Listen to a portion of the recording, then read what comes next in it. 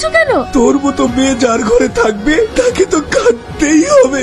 আগুনের আব্বা এসেছিল, আমাদেরকে যাতা বলে অপমান করে গেল। ওরা জমিদার, ওদের ছেলেকে নিয়ে স্বপ্ন দেখলে অপমান করবে না?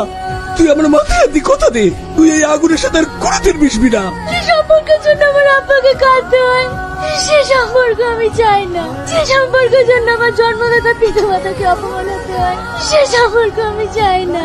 মাধবী, দাদু। কি রে, তুই বলে আগুনকে আসতে বলেছিস? হ্যাঁ, একটা কথা বলার ছিল। আচ্ছা দাদু, আমি যে এতদিন ধরে আগুনের সাথে প্রেমের অভিনয় করেছি, তোমরা একটু বুঝতে পারোনি? তুই কি বলছিস? অভিনয়টা খুব ভালো করেছি তো, তাই তোমরা কেউ বুঝতে পারোনি। এসব তুই কি বলছিস? আমি ঠিকই বলছি, আমি আগুনকে কোনোদিনই ভালোবাসিনি, ওর সাথে শুধু অভিনয় করেছি। অভিনয়? কেন তুমি আমার সাথে অভিনয় করলে? এটা দেখেছো?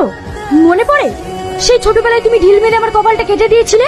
আমি তো তোমাকে কেটে দিতে পারিনি, তাই ভালোবাসার আঘাত দিয়ে মারের প্রতিশোধ নিও।